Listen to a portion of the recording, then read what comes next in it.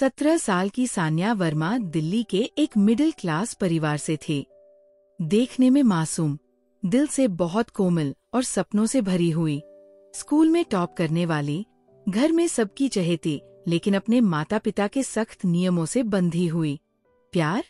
मेरे घर में तो इसका नाम लेना भी गुनाह है, उसने एक बार अपनी दोस्त को कहा था। उसके मम्मी पापा बहुत पुराने ख्यालों के थे। लड़कों से दोस्ती करना भी उन्हें पसंद नहीं था और डेटिंग तो दूर की बात थी। लेकिन दिल के मामले में कब कोई किसी की सुनता है?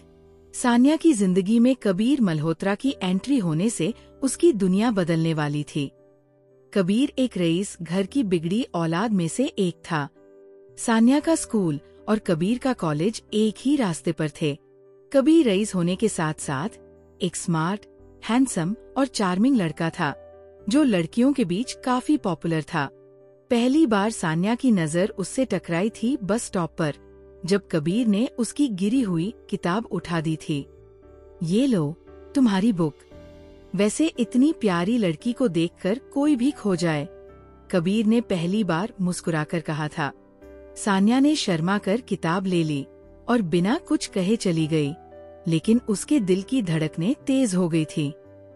पहली बार किसी लड़के ने उससे इस तरह बात की थी। उस रात सान्या ने कई बार कबीर के बारे में सोचा, क्या ये सच में मुझे देख रहा था या ये सिर्फ मेरा वहम था? कबीर कोई आम लड़का नहीं था। वो हर लड़की को आसानी से अपनी बातों में फंसा लेता था। सान्या को लगा शायद वही स्पेशल है, क्योंकि वो बाकी लड़कियों से अलग थी, शर्मीली, मासूम और भोली। एक दिन सान्या के फेसबुक अकाउंट पर फ्रेंड रिक्वेस्ट आई। पहले तो उसने ध्यान नहीं दिया, क्योंकि उसमें नाम की जगह कूल बॉय लिखा हुआ था। लेकिन जब सान्या ने पीपी देखी तो वो कबीर को पहचान गई। धीरे धीरे बातें बढ़ने लगी। फेसबुक पर चैटिंग, फिर इंस्टाग्राम डीएम और फिर व्हाट्सएप पर रात भर बातें। सान्या को लगा कि उसे प्यार हो गया है। तुम बहुत क्यूट हो सान्या, काश मैं हर पल तुम्हारे साथ रह सकता, कबीर ने कहा। दोनों की बातें दिन प्रतिदिन और गहरी होती जा रही थी। मन के कोने में अब कहीं मिलने की बेचैनी भी होने लगी थी। ऐसे ही एक दिन कबीर ने उससे पूछा, तुमने कभी किसी के लिए कुछ क्रेजी किया है? नहीं। तो पहली बार मेरे लिए करोगी क्या? सान्या ने पूछा। वैलेंटाइन डे पर मेरे साथ डेट पर चलोगी? सान्या के दिल में खुशी की लहर दौड़ गई। वो भी तो यही चाहती थी। लेकिन उसे अपने मम्मी पापा का सख्त चेहरा याद आ गया। मुझे घर से निकलने नहीं देंगे। बस एक झूठ बोल दो, कुछ बहाना बना लो। एक दिन तो हम अपनी मर्जी से जी सकते हैं ना? सान्या घर में झूठ नहीं बोलना चाहती थी और कबीर से भी मिलना चाहती थी। ना चाहते हुए भी सान्या ने अपने घर में कहा कि वो अपनी दोस्त रिया के घर पढ़ाई के लिए जा रही है। उसके माता पिता को उस पर पूरा भरोसा था, इसलिए उन्होंने बिना ज्यादा सवाल किए हाँ कर दी। झूठ बोल रही हूँ, लेकिन सिर्फ एक बार, सिर्फ आज के लिए, उसने मन ही मन बोला। बस स्टॉप पर कबीर बाइक लेकर उसे पिक करने आया था। पहली बार उसने इतना खूबसूरत ड्रेस पहना था। पहली बार उसने किसी लड़के का हाथ पकड़ा था और पहली बार वो घर से इतनी दूर जा रही थी। लेकिन उसे क्या पता था कि ये सफर उसकी जिंदगी को हमेशा के लिए बदल देगा। कबीर उसे एक लग्जरी होटल में लेकर गया। ये होटल क्यों? सान्या ने पूछा।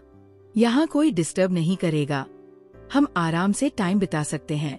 सान्या थोड़ी नर्वस थी, लेकिन कबीर ने उसे भरोसा दिलाया। सिर्फ तुम्हारे साथ वक्त बिताना चाहता हूँ, कुछ गलत नहीं करूँगा।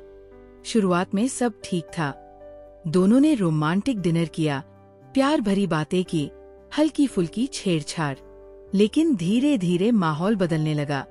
कबीर उसे किस करने लगा और फिर उसे बिस्तर की ओर खींच लिया। कबीर, प्लीज, मुझे डर लग रहा है, सान्या ने डरी हुई आवाज में कहा। रिलैक्स बेबी, मैं तुम्हें प्यार करता हूँ। सान्या चाहती थी कि वो रुक जाए, लेकिन कबीर की पकड़ मजबूत हो गई। वो खुद को छुड़ाने लगी, लेकिन कबीर ने उसकी एक न सुनी और फिर सब कुछ बदल गया। जो सपने एक लड़की अपने पति के लिए देखती है, अब सब कुछ बदल चुका था।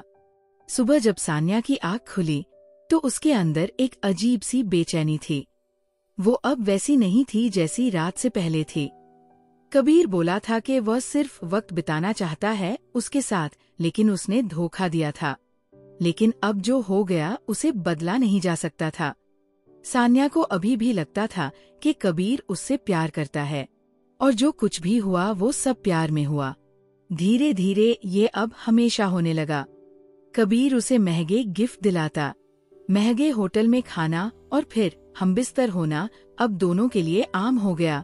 एक दिन सान्या को पता चला कि वो प्रेग्नेंट है। वह कबीर के बच्चे की माँ बनने वाली है। उसने कबीर को बताया और पूछा कि अब क्या होगा, तो उसका जवाब था, रिलैक्स सान्या, इतना ड्रामा मत करो। हम दोनों ने जो किया वो एंजॉय किया ना, लेकिन तुमने मुझसे शादी करने का वादा किया था। Sanya, grow up. ये सब बस मस्ती थी, इतना सीरियस होने की जरूरत नहीं है, कबीर ने कहा। उसका दिल टूट चुका था।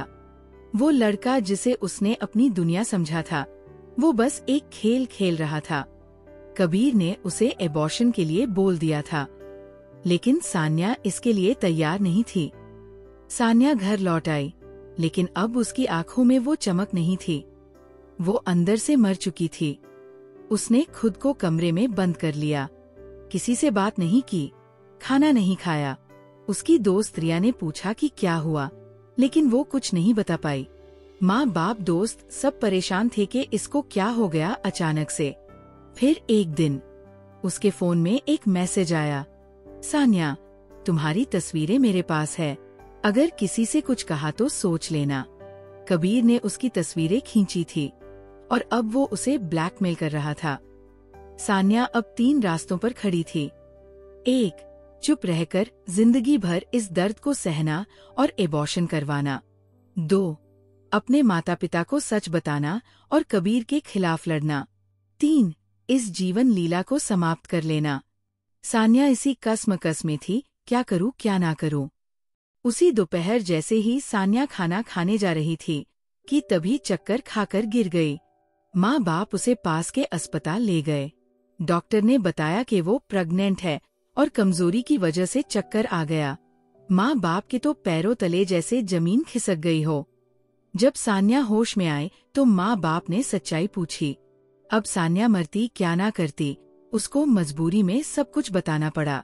सान्या ने रोते हुए अपनी आप बीती सुनाई। सान्या और उसके परिवार ने पुलिस में कबीर के खिलाफ शिकायत करने का निश्चय किया। जब ये बात कबीर और उसके माँ बाप को पता चली तो उन्होंने सान्या के घर वालों से बात करी और उसको पूरे सम्मान के साथ अपने घर की बहू स्वीकार की। दोनों की पूरे परिवार की उपस्थिति में शादी हुई और सान्या की विदाई हो गई। सान्या के माँ बाप चाहकर भी अपने जीवन में इतने बड़े घर में शादी नहीं कर सकते थे। आपको क्या लगता है, क्या कबीर सान्या को पूरे सम्मान के साथ एक्सेप्ट कर पाएगा? क्या दोनों खुश रह पाएंगे या सान्या कबीर को उसके किए के लिए माफ कर पाएगी? आपको क्या लगता है, कमेंट में जरूर बताना। क्या इस कहानी का दूसरा पार्ट बनाना चाहिए? दोस्तों, उम्मीद है आज की लड़कियां और लड़के इस कहानी से कुछ सीख लेंगे और वैलेंटाइन मनाने के चक्कर में किसी के जिस्म, इज्जत, आबरू से नहीं खेलेंगे।